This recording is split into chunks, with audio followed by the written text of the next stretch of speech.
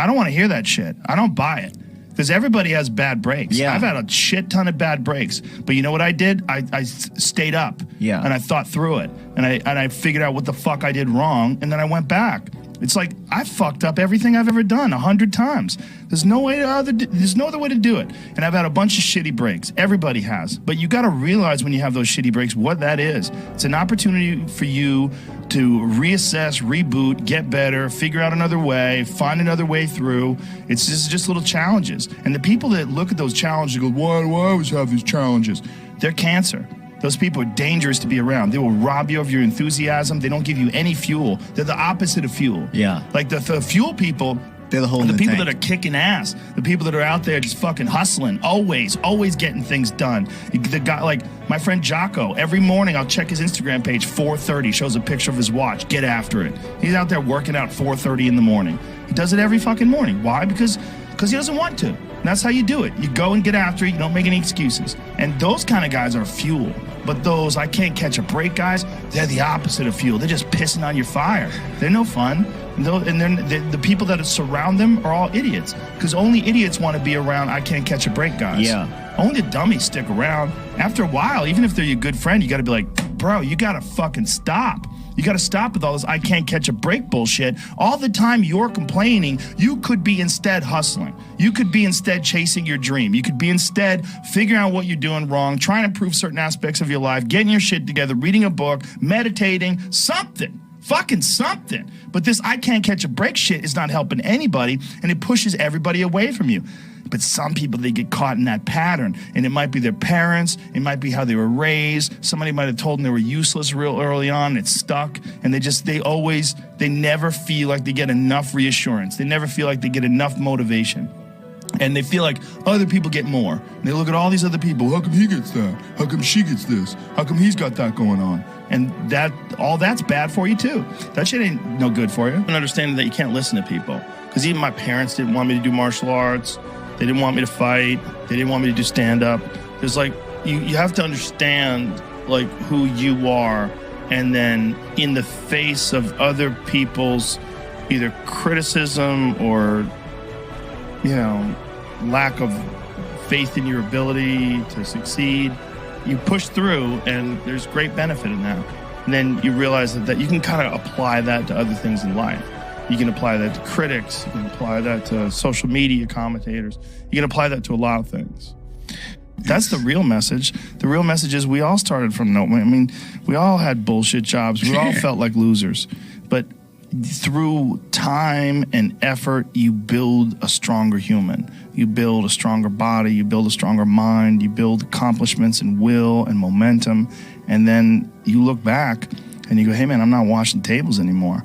I'm not washing dishes. I'm not cutting lawns. I'm not digging ditches. Yeah. I'm a different person now, but I used to be. And these desire not to be there, but not to stay in it. That's what.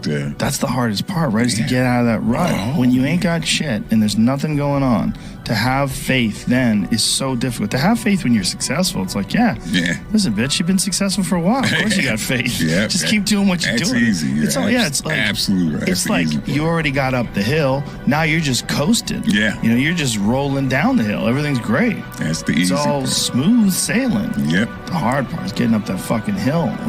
Especially if you got a dad you're hiding from. Especially if you feel like you're a loser or you never really had anything in your life that you could look back on and say, hey, I was really good at that. And there's a lot of people out there listening to this. There's so many people that are in that starting point. Like the people that come up to you and say, I don't know what to do. What should I do? How do I do it? Yeah. How do I get going? You're going to have to figure it out, one foot in front of the other. Exactly. You're going to have to find a thing and keep working at it and get better at it. That's one of the things that I like so much about martial arts.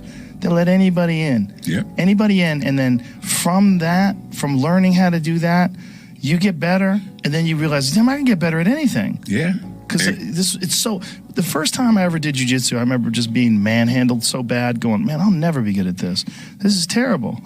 I'm fucking awful at this. And this is, I'd already been a black belt in Taekwondo and already kickboxed, already did a bunch of shit. And I was like, I can't believe I'm starting from scratch again. Yeah. But that at least I knew then that I already had done that before. I'd already started from scratch. Exactly. So like I had some experience and started from scratch. I'm like, all I have to do is just put in the time and the effort here. The desire to get better. Yeah, that's for everybody. Just find a thing. Everything. Like, everybody thinks they're a loser. Every young person thinks they're a loser. At least a young person in the situation I was at.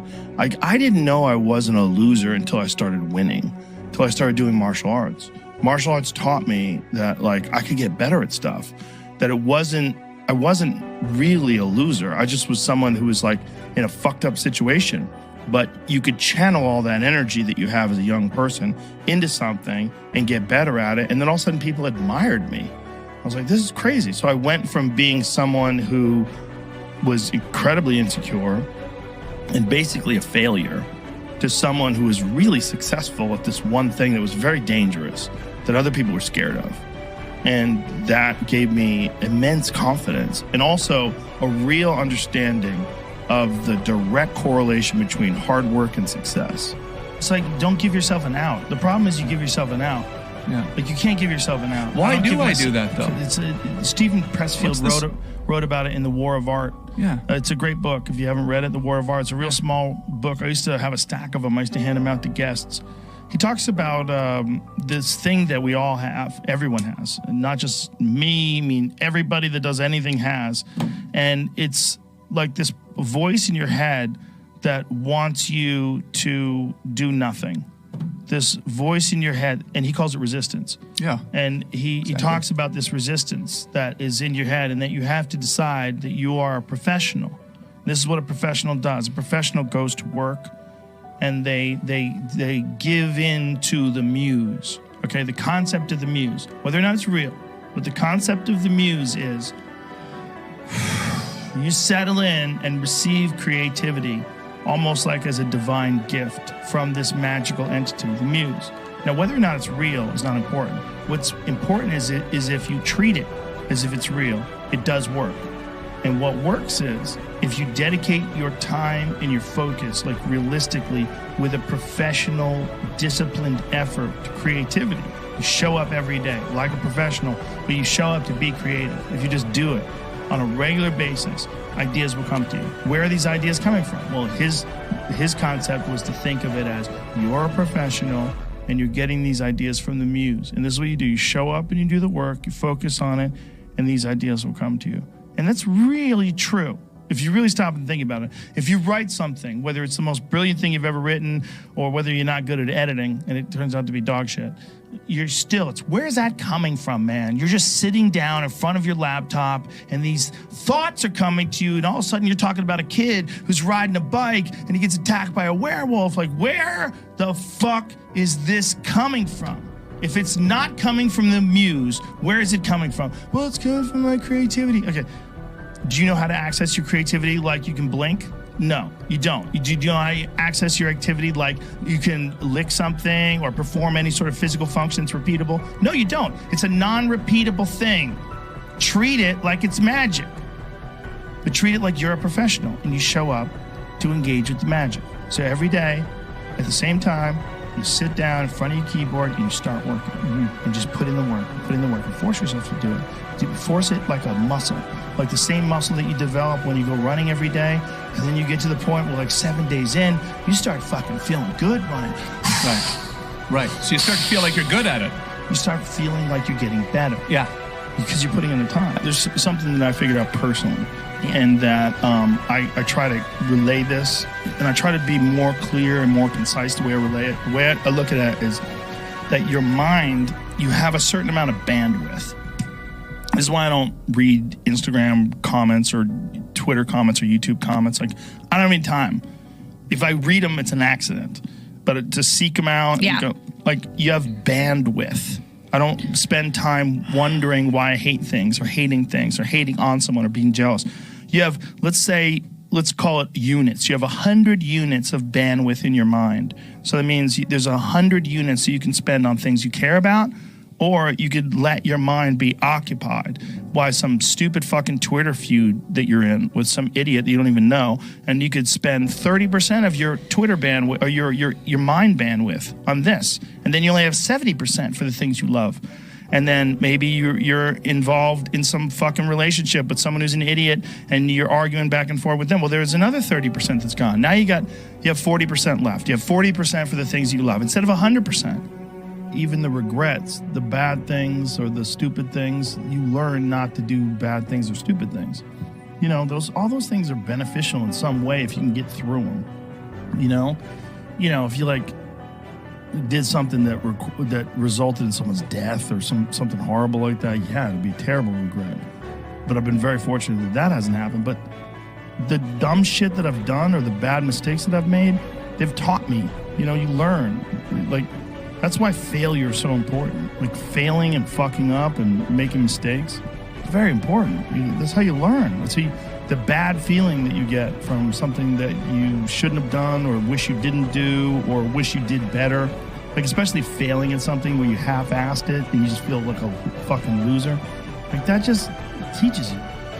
It teaches you to get your shit together. Yeah, it's dangerous to dwell on past mistakes because people sort of define themselves by the worst moments that they've ever had. And if that's the case, like, some people are stuck in high school.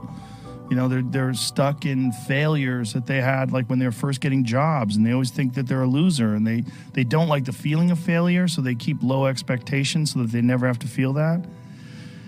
You got to get through it. You got to get through bad feelings. You got to get through. Failure. It's very important, and you get through it by just picking yourself back up and moving forward and going. But it's hard for a lot of people because that sting. They never get over it, the feeling of failure. And they don't have a good support system, like good friends. Like, having a good community of friends is very, very important. Because you could feel like if a girl broke up with you and you feel like you're the worst, you're a fucking loser, like you're a piece of shit. But then you go out with your friends and you have a few laughs, and next thing you know, you're laughing and you're like, I'm all right. We'll be all right. And then maybe you meet a new lady. Yeah. Yeah. And she like picks you up and you're like, oh, you're going to be okay. And then you learn from the last mistakes. Yeah. That's life. It just, those feelings of failure are so hard. They're so hard to get over, and they overwhelm people, and some people can't get past them. And then every time some new thing comes up, when you have to rise to the occasion, you have to perform, you think about that time you failed, and it fucks your head up, man. You think, I'm a fucking loser, I can't do this, I'm going to fail, I'm going to fuck up, you know. Problems. This problem that you had that was rotting you away no longer existed. So now all of a sudden it frees up your time and you realize, oh my God, there's so many funny things that I could talk about, and I have so much energy and I'm so healthy. I could just go on stage and have fun, and then you're killing it.